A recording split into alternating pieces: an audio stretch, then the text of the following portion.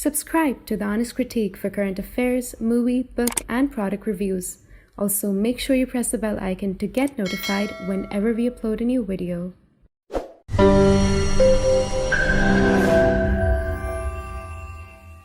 The views, information, or opinions expressed during the video series are solely those of the individuals and do not necessarily represent those of The Honest Critique and its employees. The following video contains strong language which may be offensive to some viewers. Viewer discretion advised.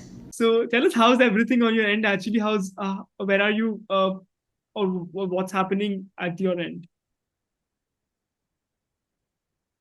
Sure. So this has been going on for nearly 2 weeks. And on October 7th, when the massacres happened, my reservist unit was called up. I have been out of the army for 10 years. Every Israeli has to do the army. So I did my service. And when you're a combat soldier, you serve as a reservist age 40, preparing Israel would need more forces and then call you up. So on October 7th, we were called up. We were in Kfar Aza, which is a Jewish village right on the border of Gaza. And that is one of the villages that was hit the worst by the Hamas terrorists. And the images that we saw there, the reality that we experienced is not something that I think could have been prepared for. The amount of civilian that were shot, murdered, stabbed, pulled into pieces, just the most horrendous things that you could ever imagine, all over us, from the right to the left, in front and behind us. And when we got there, there were still Hamas militants. So for 4 days, we were fighting them off to make sure to clear the area and to rescue the remaining civilians that were hiding and had still survived, the unfortunate few.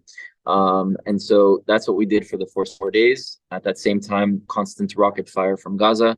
And after that area was cleared, we've been basically preparing for what comes next, which we don't know. We don't know if that means going into Gaza. We don't know if that means going into Lebanon to take out Hezbollah. We don't know if it means both.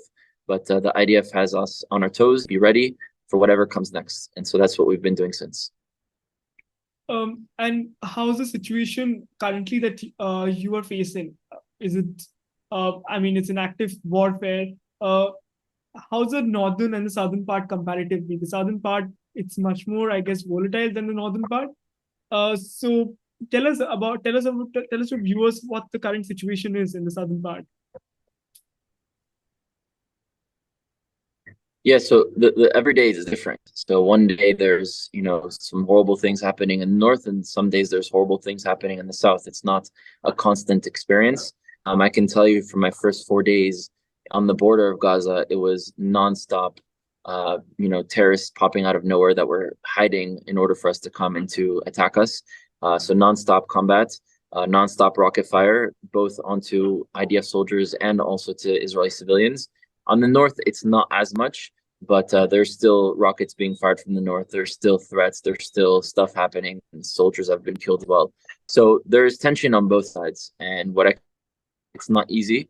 10 days ago was in my life, was, focused on my documentary series that I'm working on in Africa, was focused, the different projects and businesses that I'm running, was focused on being a family member and doing things with my friends. And all of a sudden, I'm in a war. Not something that I wanted to do. It's not something that I seek to do. I don't have any pleasure in going to war because I don't want Israelis dying and I don't want Palestinians dying. But this is the unfortunate reality that we have to deal with. I also want to make clear for your viewers that this is not a war between Jews and Muslims. This is not a war between Israelis and Palestinians. This is a war between Hamas, and if Hezbollah joins Hezbollah, and Israel. This is a war between terrorist organizations that are oppressing their people, that do not represent their people either, and have tried several times to destroy the Jewish people and have successfully killed many Jewish people. And so our goal is to put an end to that. And over the last 1 week or so, we have seen countless number of people who have lost their lives, especially from the IDF as well.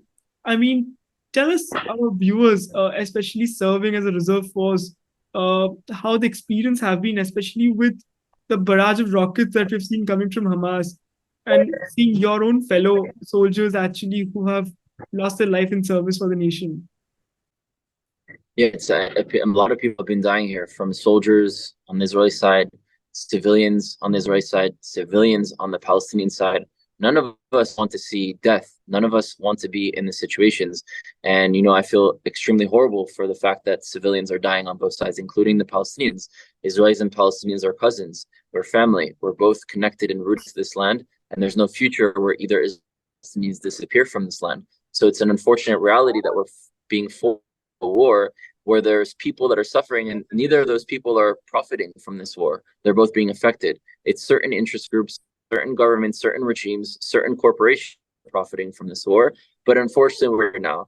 And I only hope that once we get out of it, both Israeli and Palestinians on the people level, on the cultural level, from this situation, like it's happened in the past, this time, truly learn from it and build a better reality, and build one that focuses on achieving the aspirations of both populations and ending the injustices of both populations. And that's not what we've been doing. I think most intellectuals, most politicians, most people who go in the media, most vocal activists, the efforts that they make on either side is always showing how the other side is bad and speaking to the rest of the world rather than speak to each other.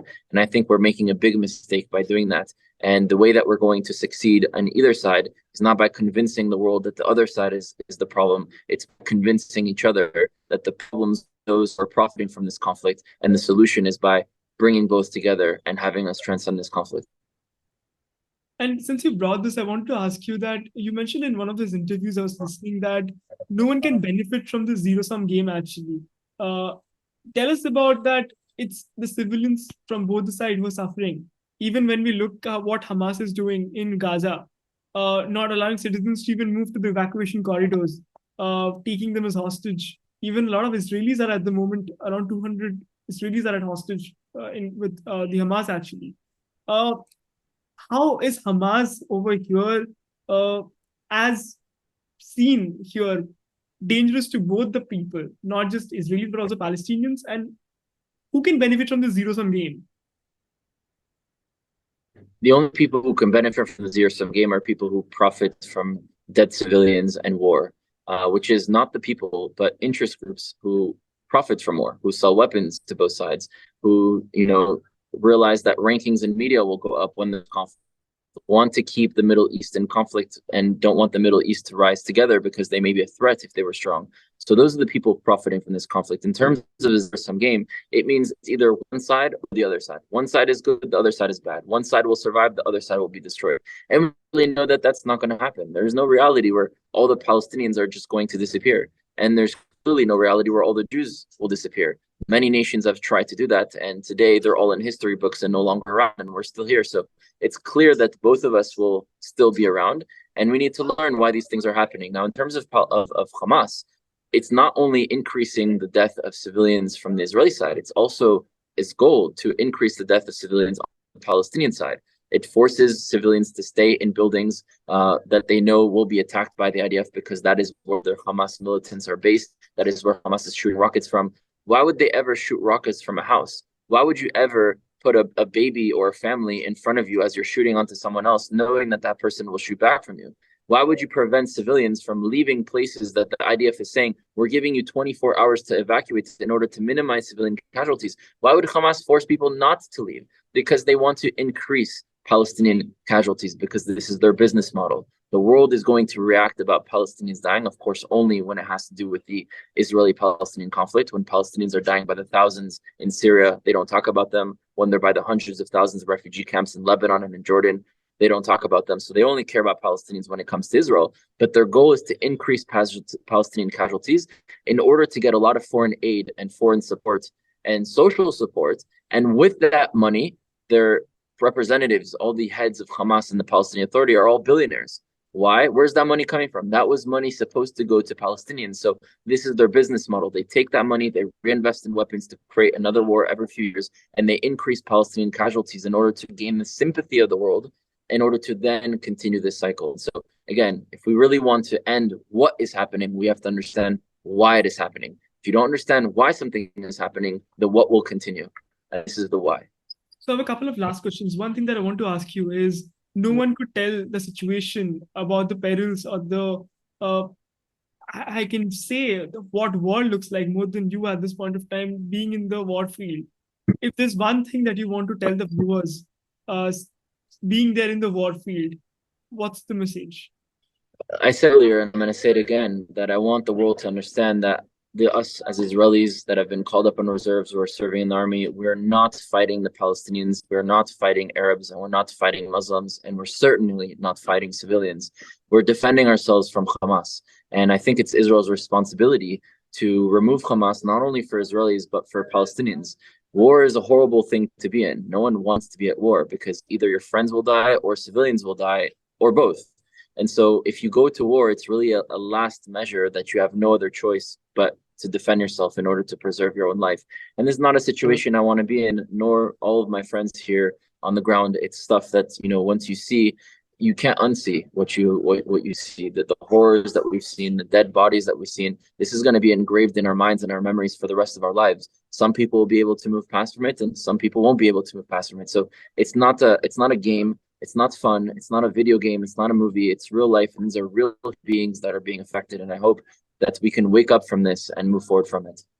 So the last thing, if you could update our audience what the next steps are for the IDF and how things looks like in Gaza at the moment, and what are the next steps that the IDF is taking to ensure that Hamas is either eliminated or offensive capabilities are taken out. Well, I'm not on the level of deciding what the next steps are, and we minute by minute get updates, so I don't know what the next steps are. To be exact, we're just told as reservist soldiers that we need to be prepared, and the moment something happens, that's when we'll know. Of course, for security reasons, if everyone knew what was going on, then not just our side would know. So I can't really update on that, but I again hope that we can learn from this and forward from this and not have to be in this situation again. Well, that's all the question that I have. I wish you safety, and I hope that the war ends soon. So thank you so much for taking your time and speaking to us. Thank you for engaging with this issue and being open-minded to hear different perspectives. Thank you so much, and have a great day ahead.